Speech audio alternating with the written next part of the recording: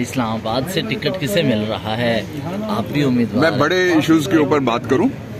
Ticket जिसको भी मिला वो सबका उम्मीदवार वही होगा जिसको टिकट मिलेगा, नंबर 1। नंबर 2 ये है कि आज भुट्टो रेफरेंस भी लगा हुआ है। एक शॉर्ट सा कमेंट मैं उस पर करना चाहता हूं। आपको याद है, उससे मेरी यादें वापस हैं।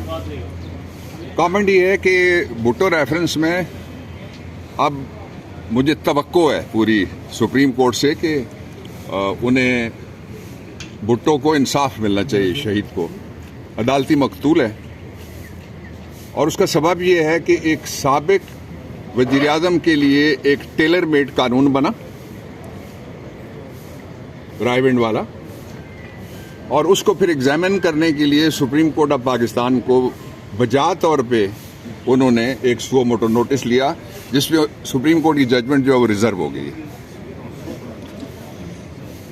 तो ये कैसे हो सकता है कि एक केस में जिसमें फैसला हुआ उसमें रिव्यू खारिज हुआ, तायात नाअहली वाला, इकबाल शाह इसके सूबे का वो केस था, किया मैंने था सुप्रीम कोर्ट में, उसको खोला जाए और भुट्टो के केस में जिसमें फैसला हुआ, रिव्यू हुआ, कहा जाए कि ये नहीं हो सकता। ये जो अमूमी उसूल है सारी दुनिया में, बुनियादी उसूल कानून जिसको कहते हैं, वो है लॉ ऑफ पैरिटी, कि बराबरी का सलूक किया जाए। इसलिए मुझे पूरी कभी उम्मीद है और ख्वाहिश भी है कि भुट्टो को रिलीफ मिले और अदालती कत्ल को सुप्रीम कोर्ट अदालती कत्ल कहे और उनको बरी करना चाहिए।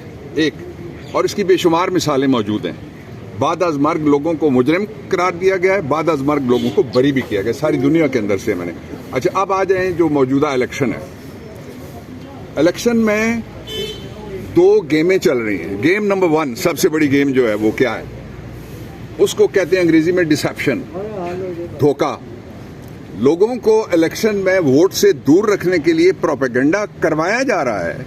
5 हुकूमतें बैठी हुई उस प्रोपेगेंडे का मौजूद हैं और प्रोपेगेंडा ये है कि इलेक्शन नहीं होंगे, कैंपेन करने की इजाजत नहीं होगी। इलेक्शन होंगे भाई, ये दस्तूर का डिक्टेट है, ये सुप्रीम कोर्ट का फैसला है, इलेक्शन कैसे नहीं होंगे, नंबर 1। जो दूसरी गेम चल रही है उसको कहते हैं टेक्नोलॉजी ऑफ फियर। खौफ को टेक्नोलॉजी बना के लोगों को डराया जा रहा है कि आप बाहर नहीं निकल सकते, आप वोट नहीं डाल सकते, आप इलेक्शन नहीं लड़ सकते। और उसके लिए कुछ सियासतकार, मैं सियासतदान नहीं कहता, जो सियासतकार हैं वो मेहमान अदाकार का किरदार अदा कर रहे हैं। एक मेहमान अदाकार कहते हैं कि मुझे खतरा है, बताया गया, इसलिए मैं बाहर नहीं निकलूंगा। आप भाई, खतरा आपको वोटर से है, किसको पता है? वो पटवारी के एक बुजुर्ग का कॉल है, वो कहते हैं कि कोई किसी को नहीं डरदा, डरदे न अपने करतूता तू। 20 महीने में जो आपने हशर किया है पाकिस्तान की मैशत का, मुआशरत का, सियासत का, उस सारे से आप डरते हैं और किस चीज से आप डरेंगे? दूसरा, जो थोड़ी सी कसर भी बाकी रह गई थी जिसकी बुनियाद के ऊपर लोग कह सकें कि इलेक्शन फेयर, फ्री और ट्रांसपेरेंट है, वो कसर भी बदकिस्मती के साथ जो रेगुलेटर है इलेक्शन कमीशन, उससे निकाल दी है। मुझे ये बताएं, कभी कोई सिविल जज किसी खातून के हक में या खिलाफ फैसला दे के अपील में सुप्रीम कोर्ट, हाई कोर्ट भागा है उसके पीछे? मुझे ये बताएं कि कभी कोई फैसला करने के बाद जिसको सजाए मौत दे, सेशन जज अपील में फांसी घाट तक, सिवाय मौलवी मुश्ताक के, वो भी भुट्टो केस का हवाला देना पड़ेगा। उसने 5 ऑर्डर जारी किए थे, मेरे लॉ ऑफिस में पड़े हुए हैं, रिसर्च के दौरान मैंने निकाले थे, कि फलां तारीख फांसी दें, इतने बजे नहीं है, फिर फांसी दें, फिर दें, नहीं बच गया फिर दें। उसने मुख्तलिफ ऑल्टरनेट डेट जो रखे थे। तो इसलिए इलेक्शन कमीशन के पास वक्त है इस वक्त। मैं पूरे दर्दमंदी से उनको मुतवज्जो करना चाहता हूं कि आप तारीख में जिंदा रह सकते हैं एक फेयर, फ्री, ट्रांसपेरेंट इलेक्शन के जरिए से। और फेयर, फ्री, ट्रांसपेरेंट इलेक्शन का पहला मरहला यह है कि इमरान खान उसमें मौजूद हो। मैंने पहले भी ये कहा था, मैं दोहराना चाहता हूं कि हर जुर्म में पैरोल पे लोगों को छोड़ा जाता है। आप इलेक्शन कमीशन अपनी अपीलें वापस लें इमरान खान के खिलाफ, अपने एतराज़ात वापस लें, अपनी डिस्क्वालिफिकेशन वापस लें।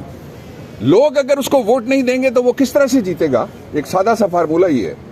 इसलिए फेयर, फ्री, ट्रांसपेरेंट इलेक्शन ये मैं पाकिस्तान तहरीक इंसाफ की तरफ से नहीं कह रहा, ये पाकिस्तान के वोटर की तरफ से मैं कहना चाहता हूँ। ये कौम पूरी कहती है, आप सारे, आपके दिल की ये ख्वाहिश है मुकाबला हो, मैदान सजे, सारे खिलाड़ी मौजूद हों, और अगर किसी को वॉक ओवर देने के लिए, इकबाल साहब आप किधर चले गए? आप आए, आप बलूचिस्तान से आए, मेरे पास खड़े हो आप भी, कोई बात नहीं, वो भी खड़े रहे। इन्होंने बड़ा काम किया जी इकबाल शाह ने वहां पे। और जो मैदान जब तक नहीं सजदा, मुकाबला नहीं होता, लोग कैसे कहेंगे कि ये एक इलेक्शन था? अब जो ये साइंस है फियर ऑफ नॉन इलेक्शन को टेक्नोलॉजी बना के जिस तरह से पेश किया जा रहा है, ये नहीं चल सकता।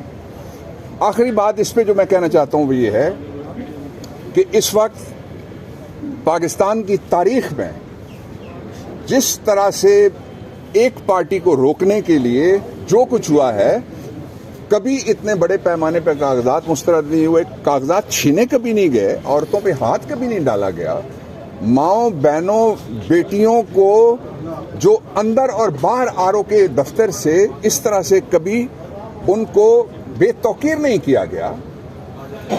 और उसके बाद अब क्या है? अब ये है कि रास्ता हमारे पास एक ही है। आप में से कोई पाकिस्तानी, मेरे समेत और आप समेत मैं भी ये चाहते हैं कि पाकिस्तान के हालात ठीक हों, लोगों को रोजगार मिले। चोर बिठाने से रोजगार नहीं मिल सकता, मनी लॉन्ड्रर के आने से डॉलर नीचे नहीं जाता, आपने तजर्बा कर लिया है। 40 महीने की टोटल हुकूमत थी पाकिस्तान तहरीक इंसाफ और इमरान खान की, और 20 महीने लगा चुके हैं, बल्कि 21वां महीना है लगा चुके हैं ये जो पीडीएम की जो गवर्नमेंट थी। उनमें से हर आदमी के पास अपना बहाना है, लेकिन वो भाग रहे हैं इलेक्शन से। और फिर वो एक ड्रामा ये कर रहे हैं कि एक पार्टी हुकूमत बनाएगी, मैं ऑपोजिशन हूं, मैं उम्मीदवार हूं, उसको बाहर करो। इस तरह से जब तक इंक्लूसिव इलेक्शन नहीं होगा, पाकिस्तान उसको कबूल नहीं कर सकता, अवाम नहीं कर सकते, और उसको वोटर कबूल नहीं कर सकता, उसको दुनिया और बैनुल अक़वामी इदारे कबूल नहीं कर सकते। ये मौका है इलेक्शन कमीशन के पास कि वो एक जो जिसको कहते हैं लेवल प्लेइंग फील्ड, जिसके बारे में ऑर्डर है सुप्रीम कोर्ट ऑफ पाकिस्तान का, वो दे और सबको जलसों में, जुलूसों में अपना एजेंडा वो पेश करने की इजाजत दी जाए।